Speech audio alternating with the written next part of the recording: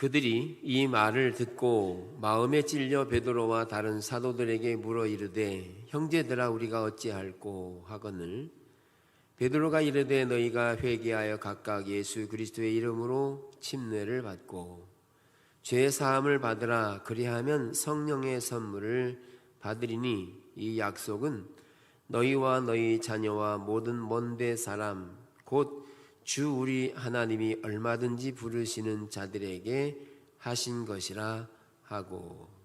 아멘.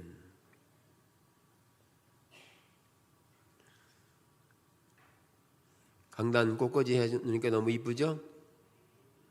네.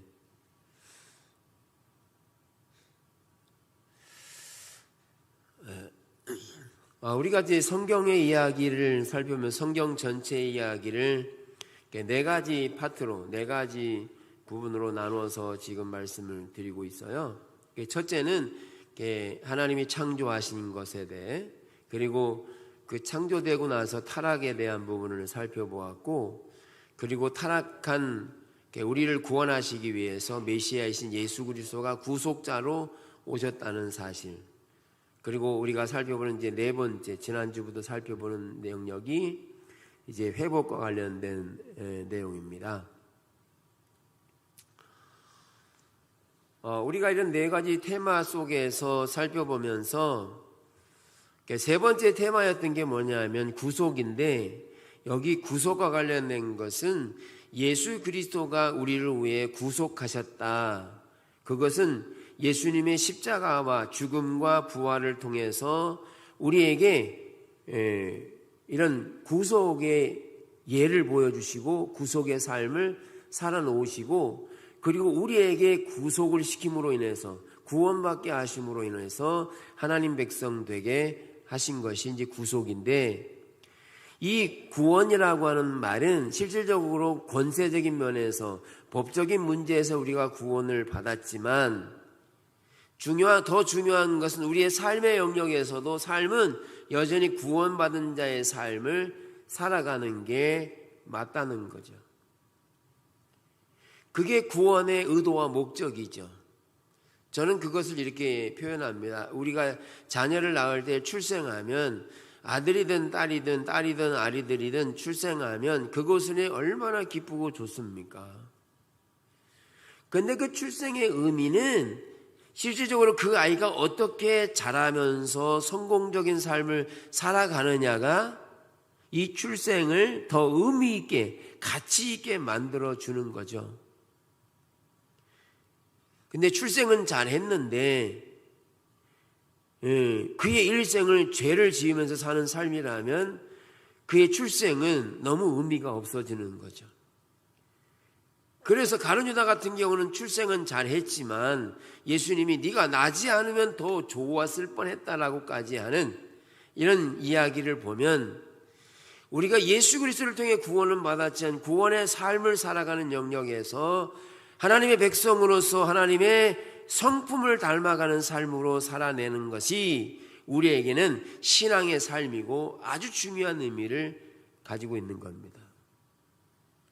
이게 이제 구원에 해당하는 요소고, 이제 이렇게 하나님의 성품을 닮아서 구원받은 하나님의 백성들이 이제 열방으로 나가는 것, 선교적인 교회로 우리가 일터라든지 우리의 삶의 영역이라든지 해외라든지 믿지 않는 자들 어떤 형태로 나아가든지 간에 그 모든 영역에 가서 우리는 구원받은 자의 삶을 살아내게 될 때 거기에 현장은 그리스도의 문화와 그리스도의 생명, 구원의 역사, 이런 일들이 나타나는 현장을 보게 되는데, 회복은 결국 우리 안에서 밖으로 나아가는 영향력이라고 볼 수 있는 겁니다. 그런 영향력이 없으면 우리는 세상을 어떤 형태로든 변화시킬 수 없다는 거죠.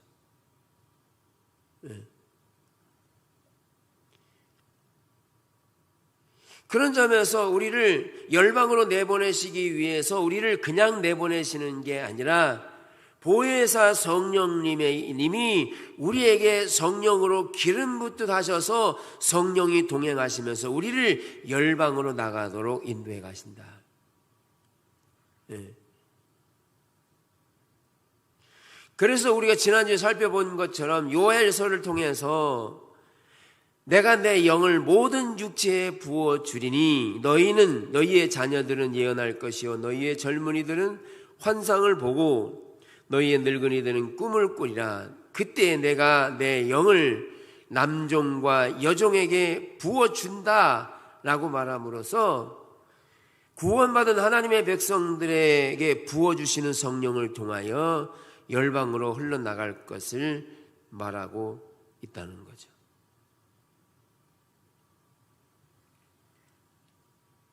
자, 이렇게 하나님께서 열방으로 나갈 세대를 세우는 것이 회복인데, 이런 열방으로 나갈 수 있는 그런 사람들을 세울 때 오늘 나눌 내용이 뭐냐면 교회라고 하는 공동체를 주셨다는 거예요. 교회라고 하는 공동체를 주셔서 그 교회 공동체를 통하여 열방으로 나갈 수 있는 사람들을 모으시고 계시는 거죠. 그래서 성령께서 오셔서 성령의 사역은 하나님의 나라의 구원에 참여하고 다른 사람들에게 그 구원의 통로가 될 공동체를 만드는 것이었다. 성령이 오셔서. 자, 우리가 사도행전 2장을 보면 오순절 성령이 오셔서 거기에 교회를 탄생시키는데 베드로가 설교합니다. 그 설교를 듣던 사람들이 이렇게 고백합니다. 그들이 이 말을 듣고 마음에 찔려 베드로와 다른 사도들에게 물어 이르되 형제들아 우리가 어찌할꼬. 베드로의 설교, 사도들의 설교를 들은 사람들이 영향력을 받기 시작하고 그리고 자신들이 살던 삶의 영역에서 무엇이 잘못됐는가를 인식하기 시작합니다. 즉 자신들이 살아가는 삶이 잘못됐음을 깨닫고 우리가 어찌할꼬 이렇게 질문하게 됩니다. 그랬더니 베드로가 말합니다. 회개하여 각각 예수 그리스도의 이름으로 침례를 받고 죄의 사함을 받으라. 그리하면 성령의 선물을 받으리니 이 약속은 너희와 너희 자녀와 모든 먼데 사람 곧 주 우리 하나님이 얼마든지 부르시는 자들에게 하신 것이라. 여기도 보면 베드로의 고백 속에는 너희와 너희 자신과 너희 가족과 너희 자녀와 더 나아가서 모든 먼데 사람, 즉 하나님이 얼마든지 부르시는 자들에게 하신 것이라. 이렇게 말함으로써 우리가 회복된다는 말은 우리 안에 머물러 있는 이렇게 건물 안에 모여 있는 그런 교회가 아니라 이 교회는 결국 열방으로 나가야 되는 회복된 교회를 말하고 있다는 겁니다.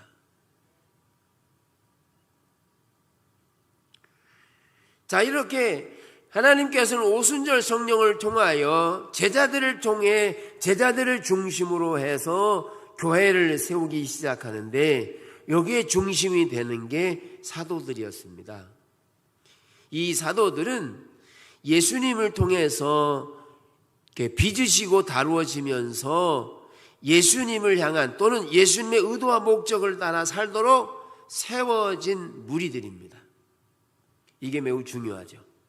그러니까 제자들이 그렇게 세워지지 않았으면 주님께서 원하시는 교회는 세워지지 않을 겁니다. 그런데 이 제자들이 예수님의 가르침을 통해 양육을 통해 그들은 예수님께서 말씀하신 내용들을 순종하면서 교회를 세울 수 있는 토대가 된 게 사도들이었습니다. 그리고 그 사도들이 열방을 나가서 복음을 전할 때 그 많은 사람들이 이렇게 고백합니다. 우리가 이 패역한 세대에서 구원을 받아야 될 것을 깨닫기 시작하죠.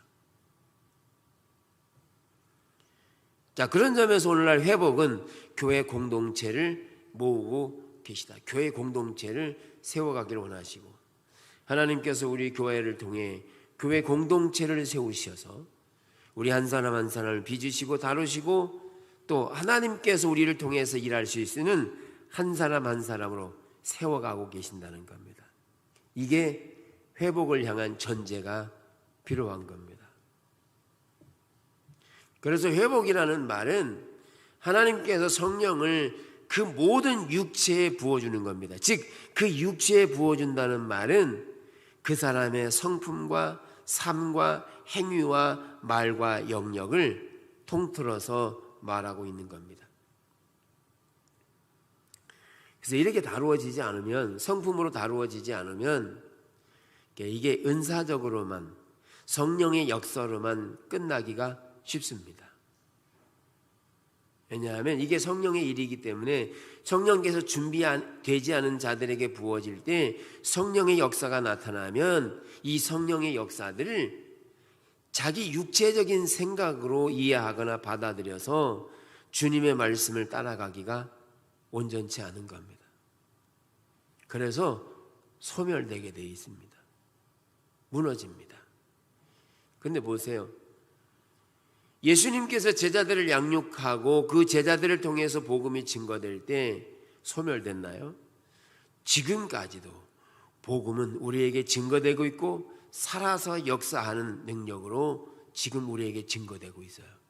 이게 베드로가 또는 제자들이 주님을 온전히 따라간 그 인격체이신 주님과의 관계가 온전했기 때문에 그 위에 성령이 부어지고 그들을 통해서 지속적으로 복음이 증거되도록 하신 겁니다.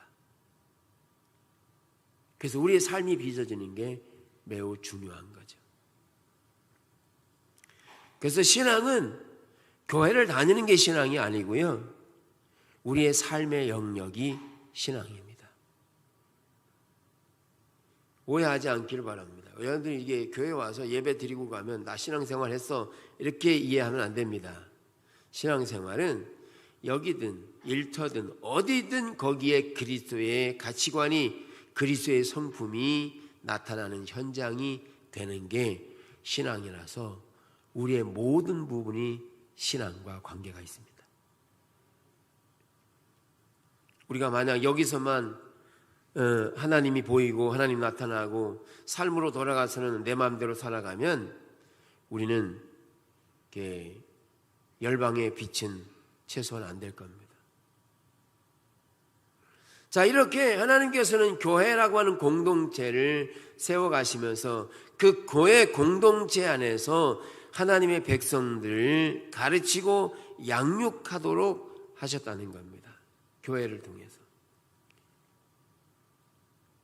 어떤 분들은 내가 하나님과 개인적으로 만나서 이렇게 신앙생활 하면 되지 꼭 굳이 교회 가야 되느냐 이런 얘기도 하세요. 왜 그런 얘기를 하냐면 교회가 사람들 만나니까 내 마음에 안 들고 미운 사람 많고 싸우고 뭐 이러니까 가기 싫고 그냥 집에서 혼자 방해받지 않고 미워하지도 않고 그냥 혼자 그렇게 예배 드리면 되지 이렇게 이해하는 거예요. 그런데 하나님께서 교회를 만드실 때 왜 교회 공동체를 만들었냐 하면 그런 교회 안에서 자라고 가르침받고 양육되도록 만드신 겁니다. 그래서 때로는 우리가 원하지 않는 환경들을 만나도 그 환경 속에서 하나님이 그 환경 속에서 우리를 빚어가신다는 사실을 아셔야 합니다. 우리는 자꾸 신앙을 오해하는 경우들이 있어요. 왜 오해하냐면 교회 가면 다 선하고 착한 사람들만 있을 거라고 생각하고 그런 걸 기대해요. 근데 예수님께서 내가 죄인을 부르러 오셨다, 죄인을 부르러 회개시키러 왔다 그랬지 내가 의인을 부르러 온다 그랬어요? 그래서 교회 안은 죄인이 아주 많습니다. 할렐루야. 죄인이 많아요. 그러니까 교회는 죄인들이 모이는 곳이요. 그 속에서 그리스도의 성품을 발견하고 그리고 하나님의 가르침과 양육을 통해서 하나님의 의로 자라나는 백성들이 이렇게 세워지는 거죠. 그걸 일꾼이라고 그래요. 그래서 가르침받고 양육돼서 한 사람 한 사람이 자라나서 한 사람이 때로는 5사람, 6사람을 돌보고 교제하고 그들을 이끌어내고 살리고 위로하고 격려하고 이 일들을 구역에서 그런 주변에서 한 사람 한 사람 일하는 게 누구냐? 직분을 맡은 자입니다. 집사님, 권사님 이런 분들이 뭐 하냐? 이 이름이 아니에요. 그 일은 주변에 몇 사람들을 돌볼 수 있는 일을 하라고 그 직분 주는 겁니다. 그 일 하라고. 그래서 제가 일일이 이렇게 성도들이 많으면 그들을 다 일일이 다 케어 못 합니다. 그러면요 본업을 못 해요. 말씀 준비하고 기도하며 하나님께 집중해서 이 교회를 어디로 이끄는지에 대한 부분이 약해집니다. 일일이 거기 다 따라다니면. 그래서 직분을 세워서 그들로 하여금 그 직분을 할 수 있도록 그 직분을 주고 그 직분을 감당해서 그런 이야기들을 보고하고 그래서 총체적으로 인도해내고 또 갈 길을 지표를 삼고 하는 것들을 위해서 직분을 세워서 그 일을 감당하도록 하게 하는 게 직분입니다. 그런데 직분이 있음에도 불구하고 직분 없는 사람들과 똑같이 하는 것은 직분의 의미가 없습니다. 직분 없어도 돼요. 천부장, 백부장 세우는 일은 천부장에 해당하는 사람, 영역을 할 수 있고 백부장을 할 수 있는 자들에게 그런 직분을 줘서 그 일을 그렇게 해서 전체를 온전히 이렇게 이끌어 가도록 하기 위해서 직분을 세우는 거죠. 그 일 안 되면 의미 없습니다. 그래서 교회는 그렇게 교회 공동체를 세울 때 그런 교회 공동체에 대한 의미, 거기서 가르침받고 양육되고 자라나야 합니다. 그래서 오순절에 보면 오순절 날이 성령이 임하고 나서 그 교회 공동체가 생겨지면서 첫째로 헌신된 무리들이 모이기 시작했습니다. 교회 공동체는 교회는 헌신된 무리들이 모이는 곳입니다. 즉 하나님의 나라를 발견하고 구원받은 하나님의 백성들이 그 하나님을 발견하고 나니까 그 하나님께 자신의 삶을 드리는 것에 대해 자원해서 스스로 헌신할 수 있는 마음이 주어지는 거죠.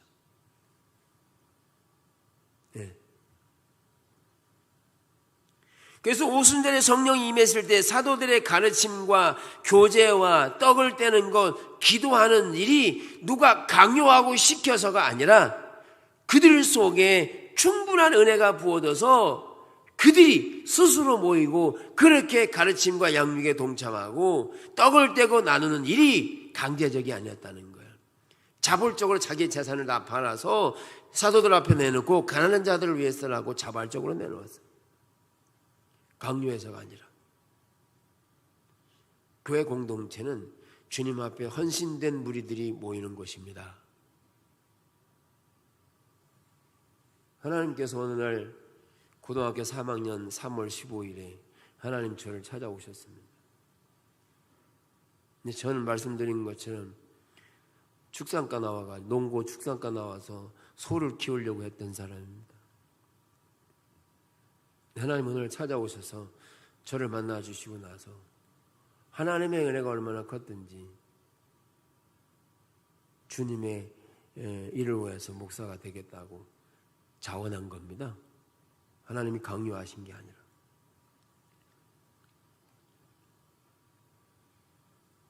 그래서 주님께 드리기로 헌신하기로 결정한 거죠.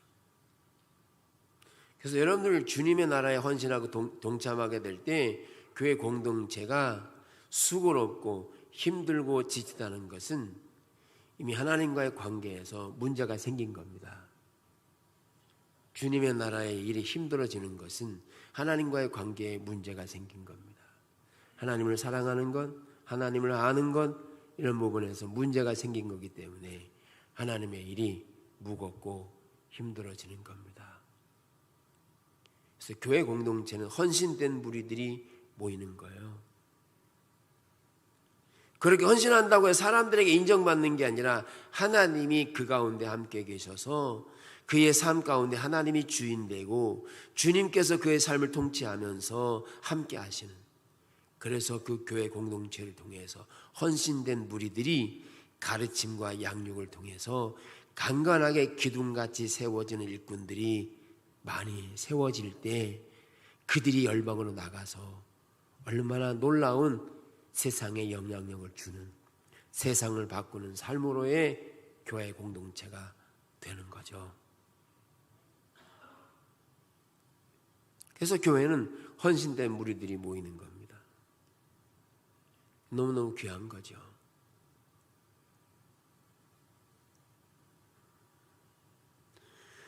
마태복음 28장에서도 보면 너희는 가서 모든 민족을 제자로 삼아 아버지와 아들과 성령의 이름으로 침례를 베풀고 내가 너희에게 분부한 모든 것을 가르쳐 지키게 하라. 교회 공동체는 가르칠 뿐만 아니라 지키게 하는 것인데, 여기서 가르치기 위해서는 자신이 먼저 양육돼야 될 필요가 있다는 거죠. 내가 양육되지 않았는데 누구를 가르치겠습니까?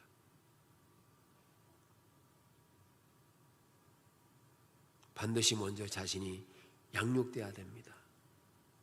그러기 위해서 교회 공동체에서 헌신하되 거기서 배우고 가르침받고 하셔야 합니다. 그래서 우리가 공적 예배에 잘 참석해야 되는 이유가 뭐냐면 가르침을 받아야 되니까요. 그래서 하나님의 길로 인도받는 길을 배워야 하니까요. 그래야 됩니다. 그래서 하나님께서 오순절 성령을 통해서 교회를 만드신 의도와 목적이 그렇게 교회를 통해 빚어지고 다루시기 하기 위해서 교회를 모은 겁니다. 네, 교회는 각자의 생각을 따라 움직이는 게 아니라 하나님의 통치가 이루어져야 돼요. 하나님의 뜻과 목적이 이루어져야 되는 곳이에요. 개인의 생각이 이루어지는 게 아니라. 그래서 하나님께서 주인 되는 삶이 돼서 우리의 삶이 하나님의 길로 통치되고 그의 길을 알아서 우리가 헌신된 무리로 가는 게 교회 공동체지, 자기 형편에 따라서 환경에 따라서 성경을 이해하는 게 아닙니다. 그래서 이렇게 헌신된 무리들이 모여서 교회를 이루게 되는데 그들이 가르침과 양육이 되면서 열방으로 나아가야 될 세대가 되는데, 우리가 그렇게 주님의 다루심과 가르침 가운데 거하지 않았기 때문에 오늘날의 세상은 지금 하나님의 공의가 이루어지지 않고 있다. 그래서 제가 지금 읽어드릴 테니까요, 지금 우리 주변에서 일어나지 않는 일이 있으면, 한 가지라도 있으면 이야기해 주세요. 디모데후서 3장 이렇게 말합니다. 사람들이 자기를 사랑하며 돈을 사랑하며 자랑하며 교만하며 비방하며 부모를 거역하며 감사하지 아니하며 거룩하지 아니하며 무정하며 원통함을 풀지 아니하며 모함하며 절제하지 못하며 싸나우며 선한 것을 좋아하지 아니하며 배신하며 조급하며 자만하며 쾌락을 사랑하기를 하나님 사랑하는 것보다 더한다. 들은 것 중에서 안 나타나는 거 있습니까? 예. 그러니까 원통한다니까요. 예, 저 강원도 가면 원통이 있어요. 원통해서 안 풀어요. 안 나타나는 게 없습니다. 그러면 왜 이런 일들이, 우리가 그리스도를 믿는데도 이렇게 이런 현상들이 나타나느냐는 거예요. 그것은 우리도 그렇게 살고 있을 뿐만 아니라 우리 가운데 어떤 빛도 일어나지 않기 때문에 우리가 세상에 나가봤자 아무런 빛이 아니라서 우리가 세속화되어 있기 때문에 지금 이런 일들이 일어나는 겁니다. 그러나 바울은 이런 것과 관련해서 이렇게 말합니다. 그러나 너는 배우고 확신하는 일에 거하라. 너는 내가 누구에게서 배운 것을 알며 또 어려서부터 성경을 알았나니 성경은 능히 너로 하여금 그리스도 예수 안에 있는 믿음으로 말미암아 구원에 이르는 지혜가 있느니라. 성경은 우리로 하여금 구원의 길을 가르치고 우리가 어떻게 살아야 될 삶을 가르치면서 열방의 빛이 되도록 하는 길을 제시하고 있는데 우리는 그렇게 살지 않았다 그 얘기입니다. 그렇게 살았으면 열방이 그렇게 됐을 리가, 우리 주변이 그렇게 됐을 리가 없다는 거예요. 역으로 우리가 그렇게 살지 않은 겁니다. 그래서 회복은 우리가 그렇게 열방의 빛이 돼서 열방으로 나가야 되고 그 열방으로 나갈 때 그런 삶으로 살아야만 되는 것인 거죠. 그런데 우리가 살고 있는 이런 환경들의 요소는 우리가 알지 못하는 가치관을 가지고 있습니다. 여러분들이 교회 와서 예배를 드릴 때 그냥 찬양하고 기도하고 이렇게 헌금드리고 이러기 위해서 오신 건가요? 아니죠. 여기에는 세상 사람들이 알지 못하는 비밀이 감추어져 있는데 그게 뭐냐면 여기 성전에 와서 하나님을 만나는 게 우리의 가치관이고 비밀입니다. 그러니까 우리가 예배 드리는 이유는 헌금 드리기 위해서가 아니에요. 찬양하기 위해서가 아니에요. 기도하기 위해서도 아니에요. 그것은 다 부수적인 이야기고 정말 우리가 성전에 오는 이유는 살아계신 그분을 만나고 그분의 임재를 경험하기 위해서 예배드리는 겁니다.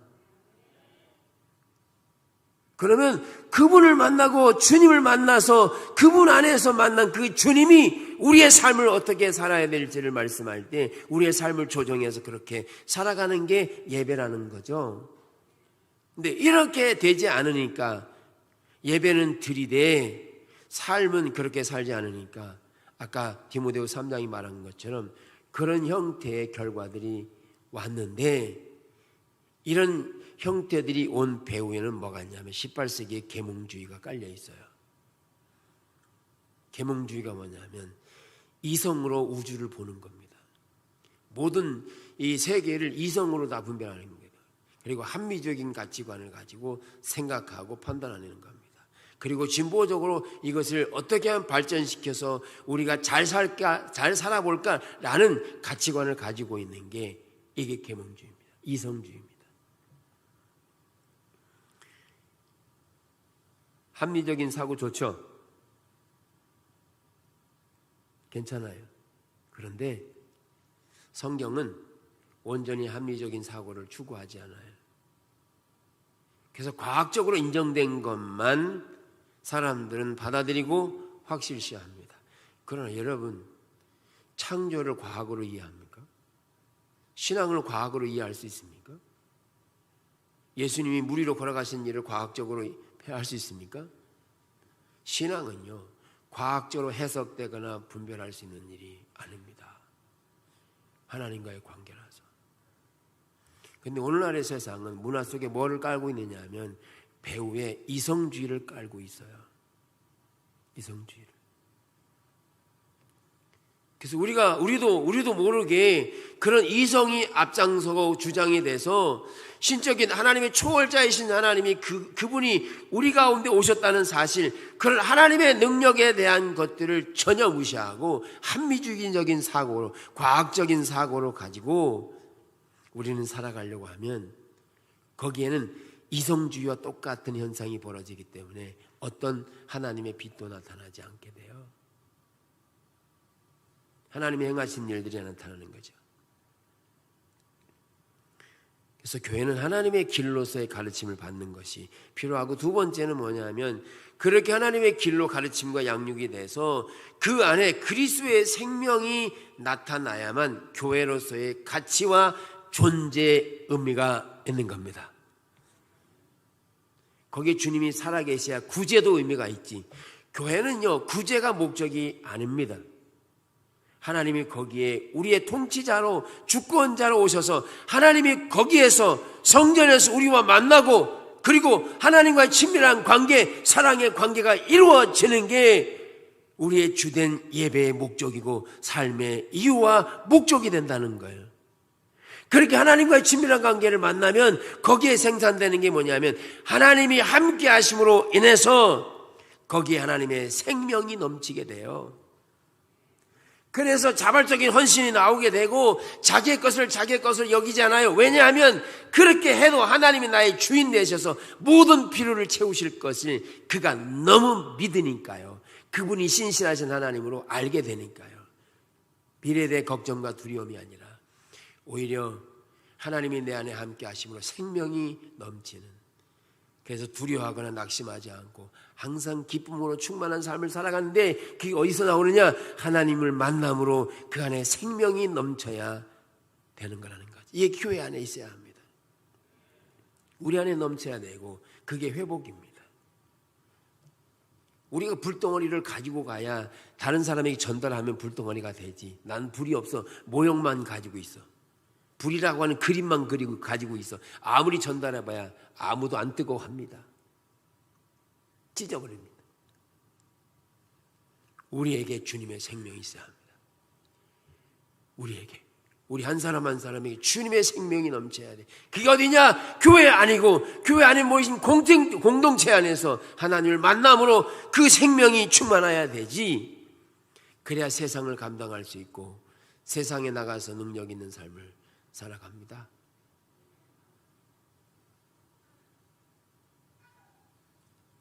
그래서 사도들이 하나님 나라를 선포할 때 그들 가운데 기사와 표적이 많이 나타났습니다. 믿는 사람이 다 함께 있어 모든 물건을 서로 통용하고 또 재산과 소유를 팔아 각 사람의 필요를 나눠주며 날마다 마음을 같이하여 성전에 모이기를 힘쓰고 집에서 떡을 떼며 기쁨과 순전한 마음으로 음식을 먹고 하나님을 찬미하며 또 온 백성에게 칭송을 받으니 주께서 구원받은 사람은 날마다 더하게 하시니라. 우리 교회는요, 그렇게 하나님의 임재를 추구하고 그리스도의 생명이 우리 안에 넘쳐나서 열방으로 나갈 수 있는 세대를 세우는 교회로 우리 교회는 비전을 가지고 있는 겁니다. 하나님 우리를 그렇게 부르신 겁니다. 그래서 제가 여기 헌신하는 겁니다. 제가 여기 직업으로 와 있는 거 아닙니다. 제가 갈 데가 없어서 먹고 살기 위해서 여기 있는 거 아닙니다.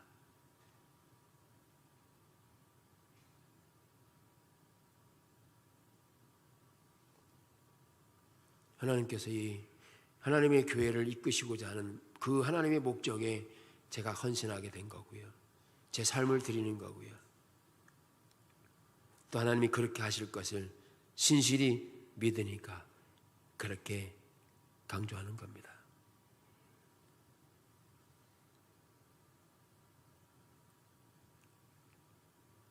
이거를 레슬리 뉴비기는 삼중의 방식이라고 이야기하는데, 삼중의 방식이 뭐냐면 교회 안에서 하나님의 임재, 즉 우리가 하나님을 개인적으로 만나는 게 첫 번째입니다. 그게 삶이에요. 그리고 두 번째는 뭐냐면 치유와 구제들, 이건 행위예요. 그리고 선포, 이건 말이에요. 이 삼중 구조를 우리는 가지고 있어야 한다. 그래서 삶에서, 우리 행위에서, 그리고 말에서 우리는 실질적으로 하나님의 생명이 있어야 합니다. 하나님의 생명, 우리 말 속에, 행동 속에, 삶의 영역에서 하나님의 생명이 있어야 합니다.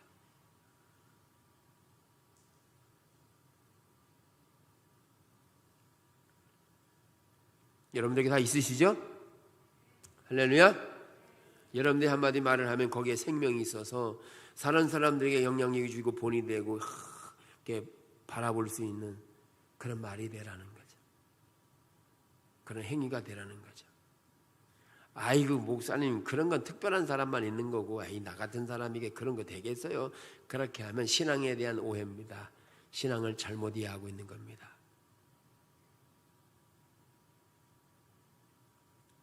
여러분 한 사람이 삶과 행위와 말에서 그리스도를 닮아가고 그리스도의 빛을 나타내는 겁니다. 그게 회복입니다. 그거를 거부하면 회복은 없습니다.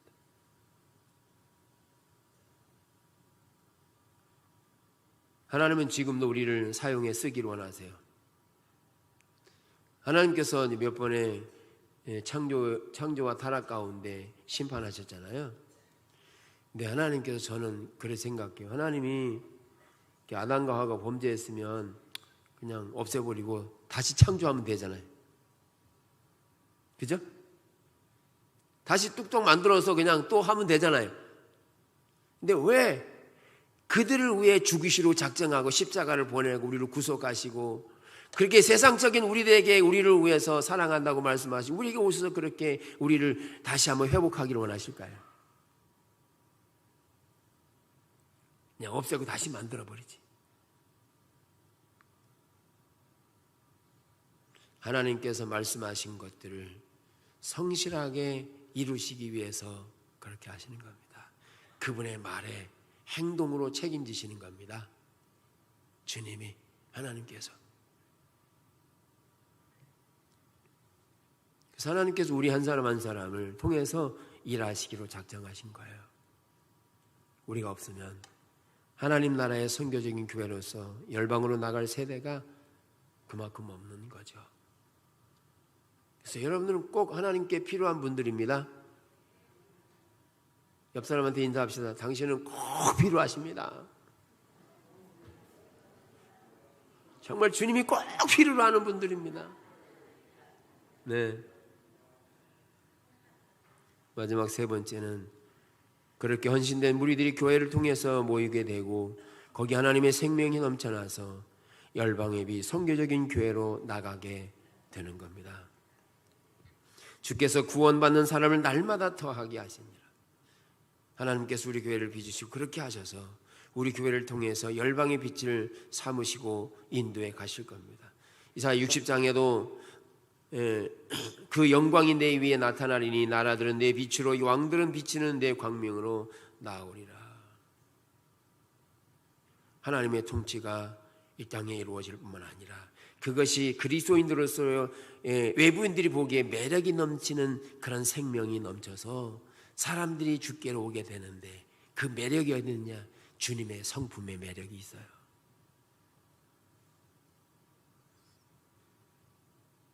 오늘 찬양할 때도 주의 나라 임하시네. 얼마나 우리에게 주님, 저는 이렇게 찬양을 부르면서 모르는 찬양도 많이 있어요. 근데 가사 하나를 짧게 뜯어보면 참 안귀한 말이 없어요. 주의 나라 영원하며, 그러면 주의 나라가 영원하대. 그러면 나도 영원한 거 아니야? 그의 자녀니까 그것만 생각하면 영원하신 하나님, 무궁하며 그의 통치, 이런 가사 하나를 생각하면 할수록 내 안에 뜨거운 마음이 막 끓어오르지. 여러분도 그러셨죠?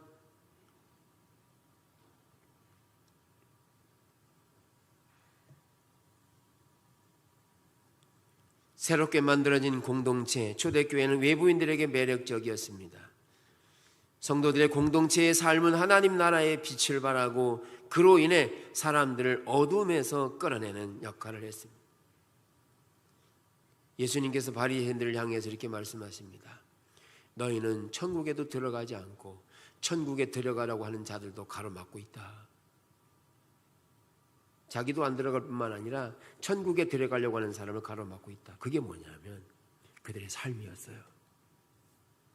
삶이었다고요. 무슨 삶이냐? 하나님 앞에 와서는 제사를 드리면서 하나님이 사랑한다고 말하고, 그리고 세상으로 교회 문 밖을 나가서는 뭐 했냐? 약한 자를 압제하고, 재판할 때 돈 주면 이롭게 하고 가난한 자는 더 가난하게 만들고 비굴하게 만들고 이런 짓 했다는 거예요. 그러니까 그들이 바리새인들을 볼 때 하나님을 알겠냐고요. 그들이 천국으로 들어가려는 것도 가로막은 자들입니다. 다시 말하면 우리가 어떤 삶을 살아가느냐 하는 것은 그 열방에 아직도 하나님을 모르는 자들에게 우리는 빛이냐 아니면 어둠이냐를 가름합니다. 우리의 말이, 우리의 삶이, 우리의 행위가 그들에게 천국문을 가로막고 있는 형태로 가지 않도록 우리는 그렇게 열방에 미친 빛이 되는 그리스도의 삶을 우리가 살 뿐만 아니라 그렇게 살아내는 것이 신앙이라는 거죠. 그런 교회를 우리를 인도해 가신다는 거예요. 얼마나 그냥 멋집니까? 할렐루야. 예. 너희가 전에는 어둠이더니 이제는 주 안에서 빛이라. 빛의 자녀들처럼 행하라. 빛의 열매는 모든 착함과 의로움과 진실함에 있느니라. 너희는 택하신 족속의 왕같은 제사장들이여 거룩한 나라여 그의 소유된 백성이니 이는 너희를 어두운 데서 불러내어 그의 귀한 빛에 들어가게 하게 하신 이의 아름다운 덕을 선포하게 하려 합니다.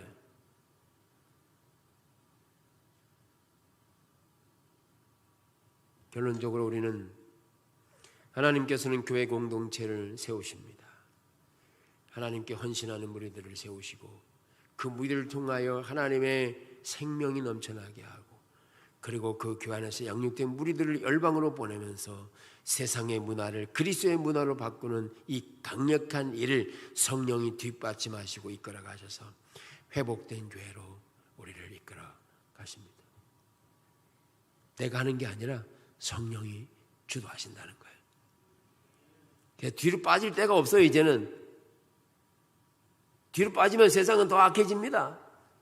우리가 이 세상을 어둠에서 건져내야 하고 이 세상 가운데 악한 세대에서 이 패역한 세대에서 구원을 받게 하는 것 오직 성령을 통하여 그리스도의 능력이 생명이 우리에 넘쳐나야 되는 일이라서 다른 방법이 없다는 거예요. 아무리 정치적으로 많은 개발을 하고 생각을 모은다 할지라도 그들 생각 이성주의 가지고는 안 되게 되어 있습니다. 하나님만이 오셔야 그들의 문제를 해결하고 이 세상을 새롭게 할 가치가 주님 안에 있음을 우리가 아셔야 합니다. 우리를 그렇게 부르셨다고요. 그 비전이 우리에게 있다고요. 그래서 적극적으로 주님 앞에 나가서 주님의 의를 구하고 주님을 따라가는 주의 백성들이 되셔야 합니다. 기도하겠습니다.